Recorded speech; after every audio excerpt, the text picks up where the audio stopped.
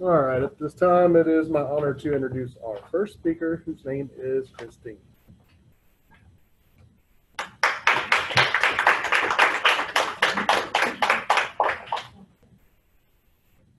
I'm Maddox and Christine. Hi, Christine. I don't know if I'm gonna like looking at myself. Oh, weird. So, can we have another moment of silence too, so I can.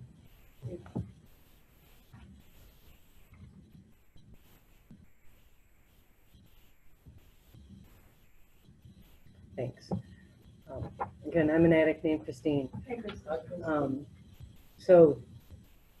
it's like, what's my topic? And when Archie called me the other day, it's like, oh, well, what are you known for? What do they ask you to speak about? I'm like, I don't know, like being consistent, you know, incorporating spiritual principles. And really, you know, what is it, you know, what is the program about, or what do we strive to do here?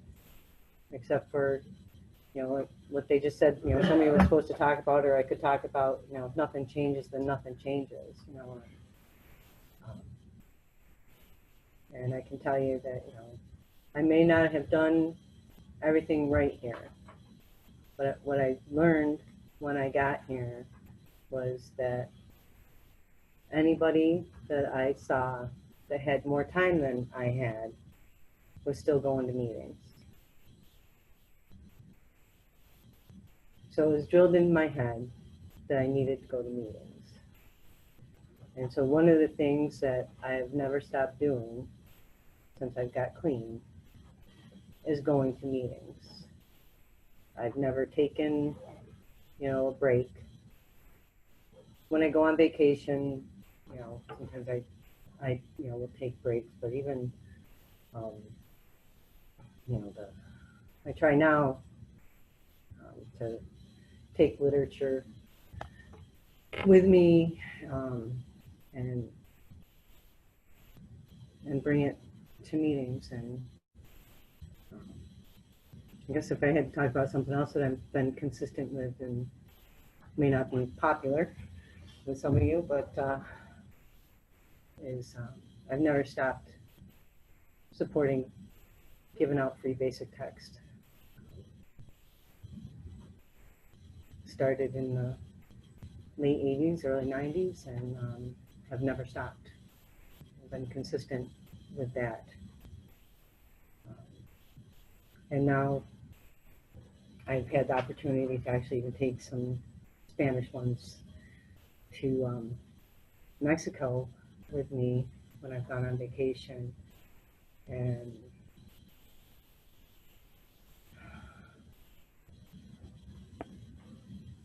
when you go someplace and you bring literature like that, and they just are so grateful to get it. And then you go back 6 months later with more. And they tell you, like, when you first come with it, and they're struggling. Their meetings are struggling. You know, they got 1 or 2 people. And then you go back and you bring more. And now they got more people coming and more people attending. You know, it's because there was people that were able to walk out of that meeting with our literature in their hand. With our literature in their hand. And by addicts, for addicts. You know, and that's why I support it, because, you know, any addict that walks into the rooms of Narcotics Anonymous deserves a chance to recover and to be given a basic text on that day, you know. And I don't know, you know, you know, I think about how much it cost us, and then I think about like how much in like some of these other countries it, you know, would cost them. And just like I said, like how grateful it is, and then they are, and then like I said, you know, I went back 6 months later and got in touch with the same person. Like, oh, there, you know, we got so many more people coming to our meetings, and it's like, it's just, you know, it's just, I don't know. I've just been so blessed in recovery by the literature, but by when I got clean and the time I got clean, and you know, just you know, I got clean in March of '88, and it was, you know, a turning point, or a beginning of a turning point, I believe, in Narcotics Anonymous. I know it was in Syracuse where I got clean. You know, myself and my, we refer to twin, right, were the first, what I call, products of Narcotics Anonymous, because we were finally able to go to just Narcotics Anonymous. They just started 7 meetings a week. We would have to still wait, go to meetings sometimes and wait for people to have enough people to do the readings, you know, at a couple of the meetings, but they just started, you know, and now we have like a lot, but you know, back then it was, you know, we were just starting to be able to do that, you know, and not have to listen to the, oh, you know, there's no recovery in Narcotics Anonymous,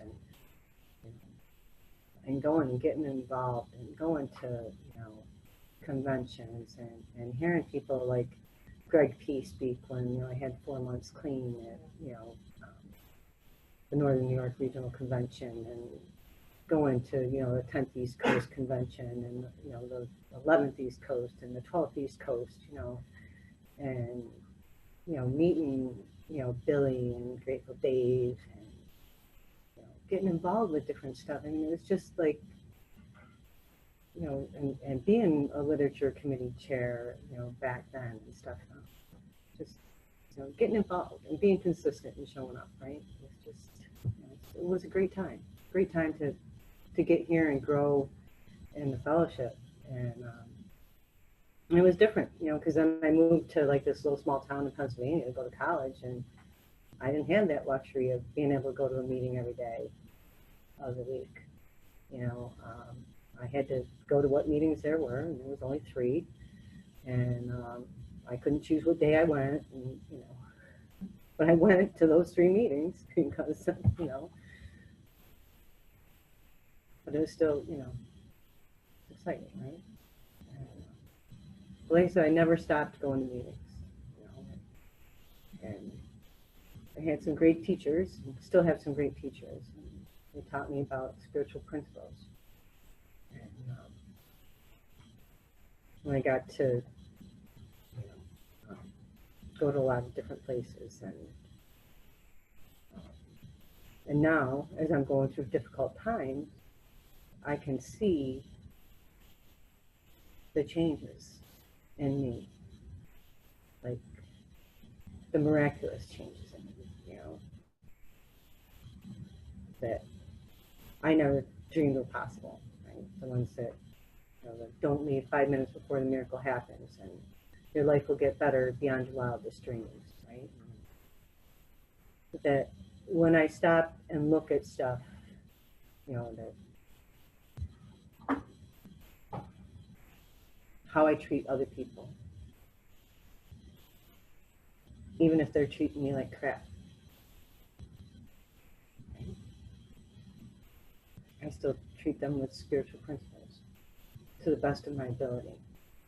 Am I always perfect? No, but, you know, I try to see them through God's eyes and not mine.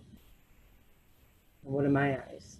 My eyes are those eyes that I walked into rooms of Narcotics Anonymous with, full of all the character defects, full of all those defense mechanisms that I had when I got here, full of all the walls that I had that kept people out, full of all those things that kept me protected while I was out there, that helped me survive while I was out here, till I could get here, to be blessed enough to have the opportunity to change my life and to begin to become the person my higher power wants me to be.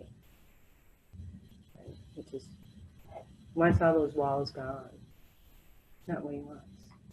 Right? He wants me to have a life full of love, care, and compassion. I don't have room in my life today. I don't want that crap in my life today. I don't want anger. I don't want bitterness. I don't want resentfulness.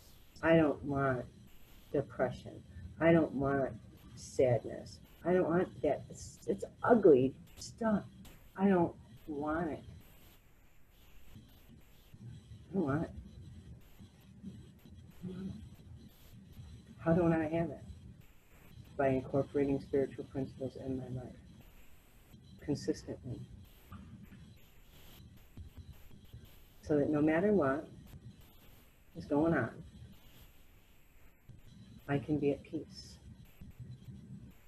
Because I know I'm doing the next right thing for the right reason. Keeping my head where my feet are. Working the steps to the best of my ability. And doing what I'm supposed to do. Because I can get consumed by that other stuff if I want to. But I don't, it's not luxuries I can afford. I can't afford that stuff. I don't want it, and I can't afford it. My first sponsor said, don't say you're different. Say you're sad. Like learning to identify what them emotions were, really helped a lot. Now it's like I can't. I've got so much on my plate right now. And then, my wonderful husband has decided it's a good time to divorce me. Maybe this week. Maybe not. Who knows? Then I think, this time, whatever. I told him, I said, you've lost your free pass. I gave him one free pass and it's gone. Because now it's like, okay, whatever. Here's a separation agreement. You want it, you should take it. It's a good deal. But if you don't, whatever. Because you lost your free pass. Lost your free pass. Because now I got to protect me. Because if you think I'm stupid, you have another thing coming. Okay? So now, I'm protecting. I got to protect what I have to protect now. We could have came back. We could have said, okay, just all right, whatever. We'll just move on. But now it's nope. He doesn't have a program. He's all about money, property, and prestige.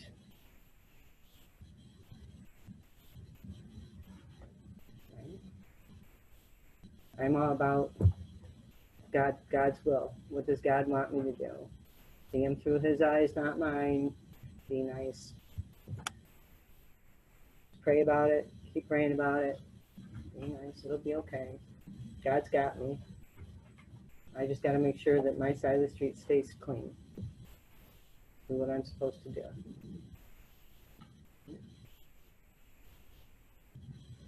I've worked hard to get to where I am. So, my husband, you'll be fine. You got this, you got that, you got, well, yeah, okay, yeah, because I've worked really hard to get where I am, right? So, because of where I came from, right? So, and I was thinking the other day, right? I'm like, God looked at my dysfunctional family and said, okay, I got to make a Christine. Because there's got to be somebody that's going to be responsible enough to take care of all of these people. I find it must be why he got me clean. Because, I'm taking care of my mother with Alzheimer's in the latter stages. My sister, who's 2 years older than me, that has dementia. My brother's got 60 days clean in a treatment facility right now. I have his 6-year-old son that has diabetes and my 3-year-old niece, all living in my house. All those 4 people. I have my other sister that I rely on to help me take care of these people so I can hold down a job, who's an active alcoholic. Right? And I have my husband who decided to divorce me. He's living in another state, but he's decided to divorce me, right? So, like I said,